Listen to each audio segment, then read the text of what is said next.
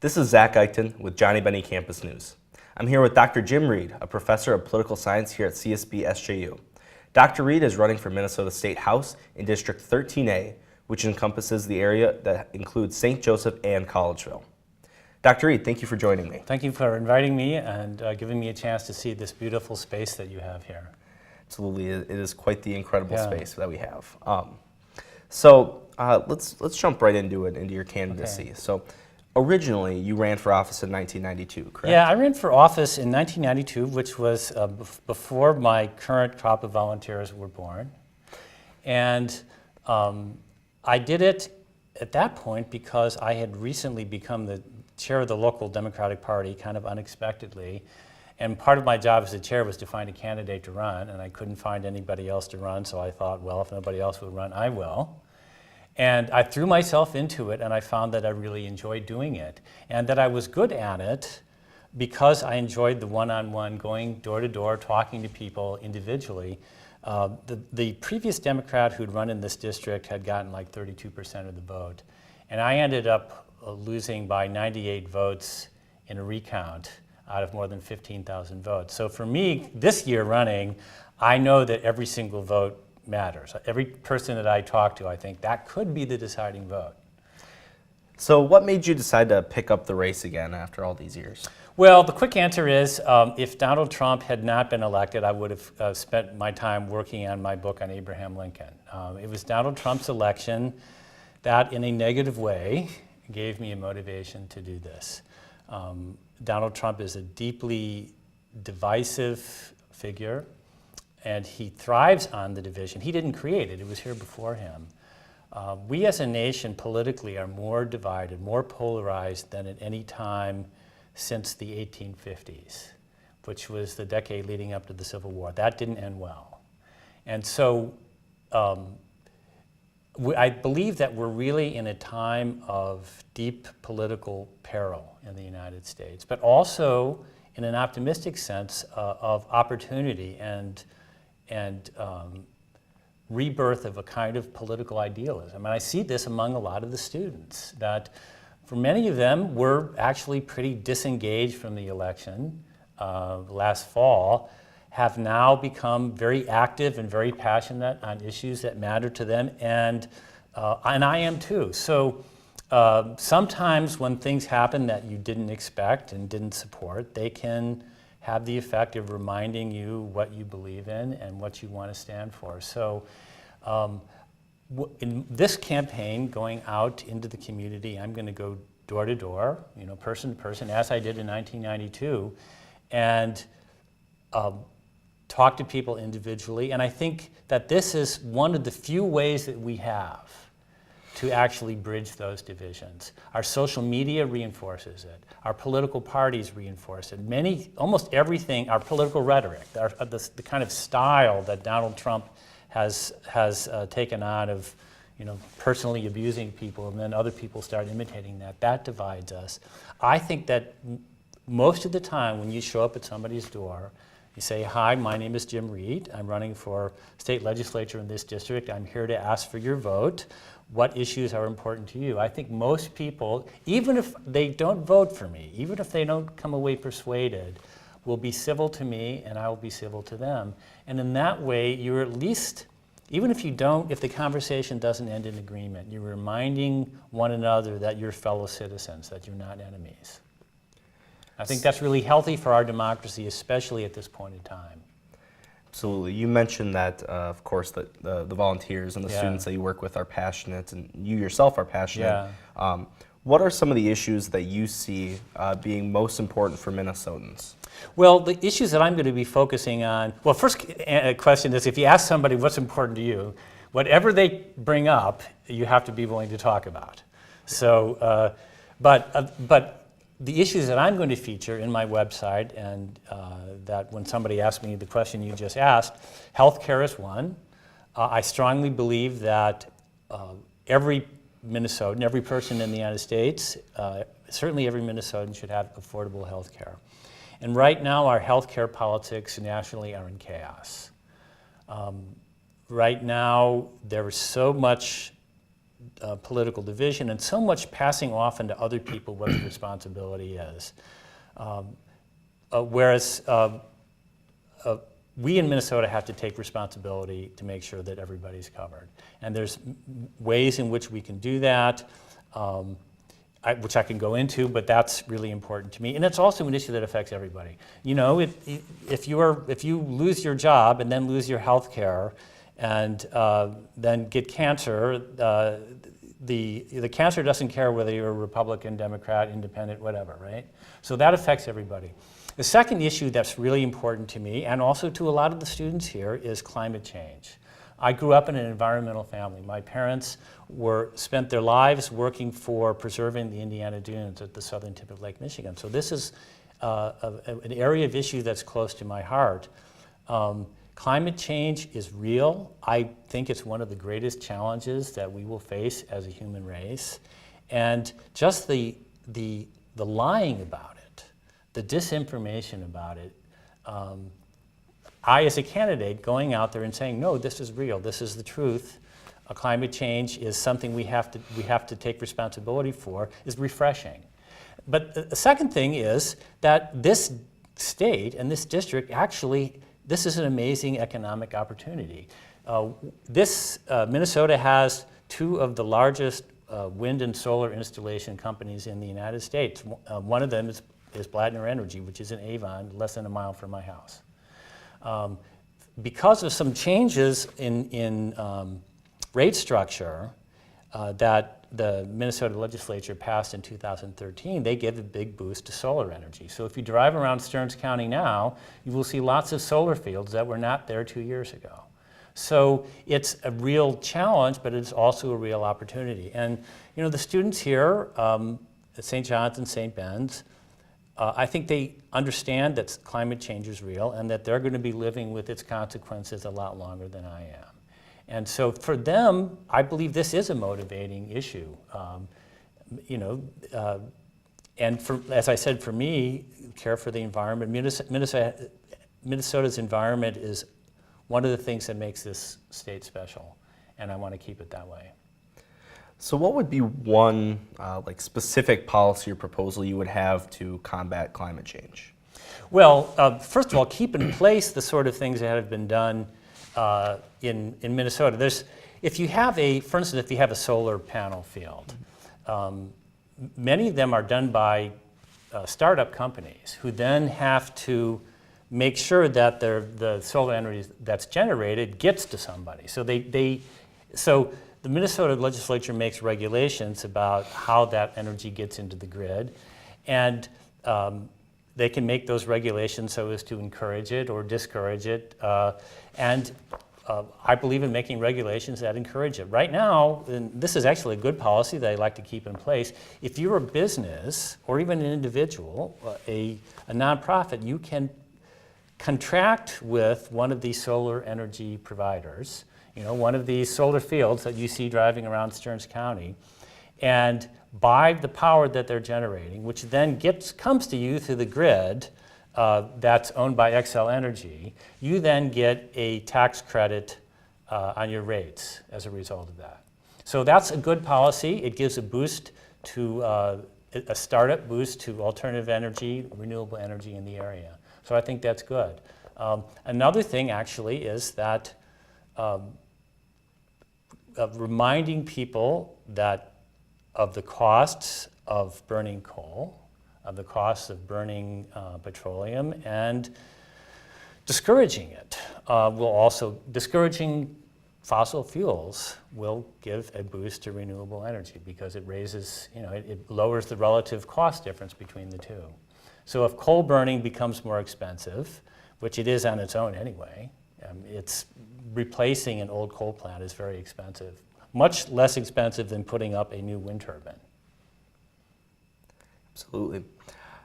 So one piece of your current job right now as a professor of political science is to present politics as they are. How do you remain a nonpartisan source in the classroom for that? Well, you have to separate the roles. That when I'm teaching a class, everyone has to understand that I'm there as their teacher, that whether they work for me or don't work for me, vote for me or don't vote for me, doesn't affect their status in the classroom. And so I have to, if I want to talk to a student about the campaign, it's usually a student that I know, and I'll talk to them outside of class, or more often they'll come to me and say that they'd like to volunteer on the campaign. So that's one of the ways I keep those things separate.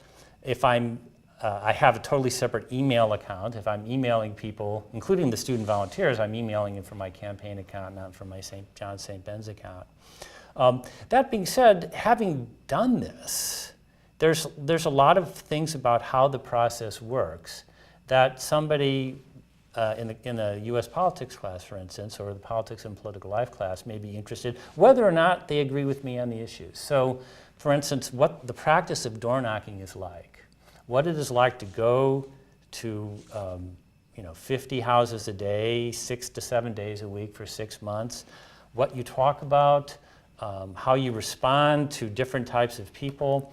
All of that, I think, that practice of door knocking, which I said that I think is very healthy, someone who's a Republican could learn that and go on to get elected, using some of the techniques and inspiration that comes from the book. And I actually have had lots of people, several former students who are Republicans that read my book or were in some way aware of my running for office and ended up getting elected. So I think in that sense, I can draw from my experience as a candidate and bring it to the classroom and vice versa, but still keep the role separate.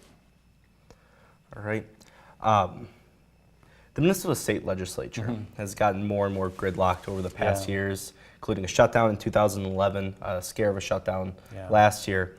Why do you think this gridlock is occurring, and what can we do as citizens to help fix it? Well, I think in this case, the Minnesota legislature and the parties in Minnesota are reflecting the polarization nationally. Nobody can completely separate themselves from it. For a long time, I think the polarization in Minnesota was not as bad as it was nationally. So you didn't have government shutdowns in Minnesota in the 1990s as you did in the federal level. Part of the consequence of our current ideological polarization is that now it's at every level, federal, state, local, even neighborhood. And so I think that's what's driving it. It's not really Minnesota factors that are driving it. It's people being, in a sense, caught up by whatever was driving the national divisions. Connected with that, and this is happening also across the nation, is there a deepening division between the metro area and the small town and outstate. Those divisions also were in play long before Donald Trump came along as a candidate, but he clearly benefited from them. There's a book that I use in my politics and political life class by Kathleen Kramer from the University of Wisconsin called The Politics of Resentment. And she went out into the field in Wisconsin, out into small town gas station, convenience store, coffee tables and bowling alleys, and talk to people out there, and there is this sense in these areas that they've been forgotten, they've been left behind. All of the money, all of the resources, all of the attention goes to, well, in Wisconsin, Madison and Milwaukee. Here would be the cities. There's a lot of exaggeration to that. There's a lot of misinformation about it, but some of it's real. And they also feel that city people look down on them and think of them as yokels and are condescending. And unfortunately, I have to say, they're not wrong about that. If you go to the cities, to Minneapolis or St. Paul, with that idea in mind, and start listening to people talk about the rest of the state, you'll hear that. So I think that's also part of what drives it. And part of what I think is my challenge as somebody connected with the university, who does live here. I live in Avon, not in Minneapolis or St. Paul, but I'm connected with the university, that I have to go out there and talk to people individually and they see that I'm talking to them as an equal, and that I'm there to learn from them as much as I hope they will listen to me. All right.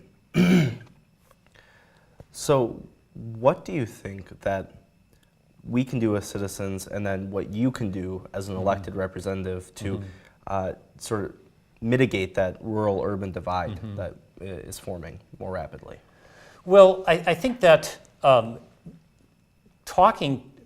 anything that you engage in politics that brings you, first of all, engage in politics, and whether it's on a campaign, whether it's in a community organization, whether it's an issue on a group connected with an issue, like people concerned with featuring the lives and life stories of immigrants. I mean, that's not a partisan thing, but it is something that brings people out and something that they care about, and that will also communicate to somebody on the other side. There are many people who are, of course, very nervous or skeptical or resistant to people of different backgrounds moving here. And in some cases, there are people that are bigoted, but for a lot of them, it's simply not knowing anybody from that, not knowing anybody who's Somali, for instance. And so a lot of what we can do is what some of the things that have been done here in St. Bend, including by people in the monastic communities, of having dinners with people who are Somali or who are political refugees from some other part of the world. So I think that's something in a sort of non-political way that we can do that. The second thing is you always have to, when you engage in politics, you also you have to remind yourself that most of the people on the other side are good people. And people forget that. Especially, all of us can fall into a partisan bubble in the thinking all of us are right, those other people are selfish or power-driven or stupid. That's not true. I mean, there's always stupid people on both sides of these things. You can always pick out, selfish, stupid people, but that's not most of them. So then, for instance, if you talk to somebody who voted for Donald Trump, you probably have encountered people who say, I will never forgive anyone in my family or my neighbors. That ends my relation with them. Well, when somebody does that, they're thinking that person is Donald Trump, right? That whatever you think of Donald Trump, you have to go out there and say to yourself, this person who I'm talking to, who may have voted for Donald Trump, is not Donald Trump. This is somebody who has their own life, their own interests. If they voted for Trump, they may have reasons, maybe reasons that I would respect if I heard them, maybe reasons I would disagree with. But in any case, begin with the premise that they may be well-intentioned, public-spirited people that might listen to what you say, even if they don't agree with it. So I think that will help a lot. I know that even on the campus, many of the students talked about how bitter the divisions were on campus in the election campaign. And actually, they were far less bitter on the campus than they were nationally, but people were still picking up on how bitter those divisions were. And so, as I said at the beginning, Trump's election is one of the motivations for why I'm doing this. But I'm not going to go out there blasting away at Donald Trump. I want to change the conversation. I want to talk about healthcare and climate change. I want to talk about being welcoming to people of different backgrounds and different religious faiths and different life experiences. I think that enriches our community. Right. So one thing that Donald Trump has sort of brought to the forefront during his campaign and then continuing on into his presidency was an attack on the media. And that this attack is sort of transferred over into both the legislative branch as well as the rest of the executive branch. Do you see this occurring in Minnesota? And then how can we work to resolve the trust in the media? Well, a lot of the distrust in the media is something that the media can't do anything about, because some people will get angry at you for telling the truth. And that's your job, to tell the truth. And so those people who are angry at you for bringing out facts, true facts that are inconvenient to their political point of view, and this can be people on any side of it, are going to be angry, and in our polarized climate are going to complain about the press. But you still have to do your job. I would say that what the press should make every effort to make sure that all sides are heard. So, you know, you've brought me in here for an interview. You should invite the incumbent. You know, give him a chance to do an interview like this. You know, and I think, so the press has to make sure that it's playing fair. That is in its control. It still has to be truthful about what it's covering.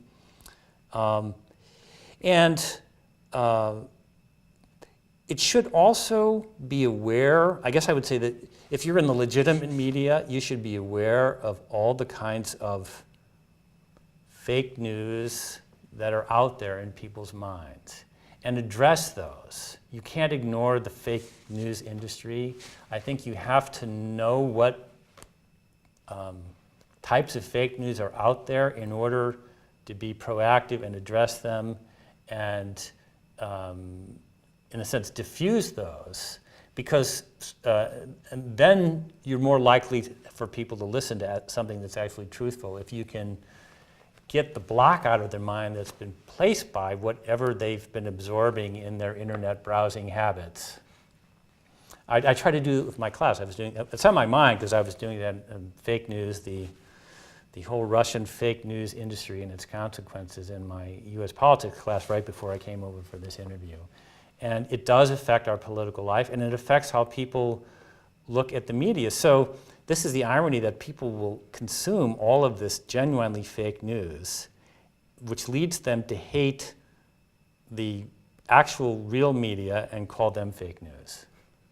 So you need to know that that's what's going on in people's heads.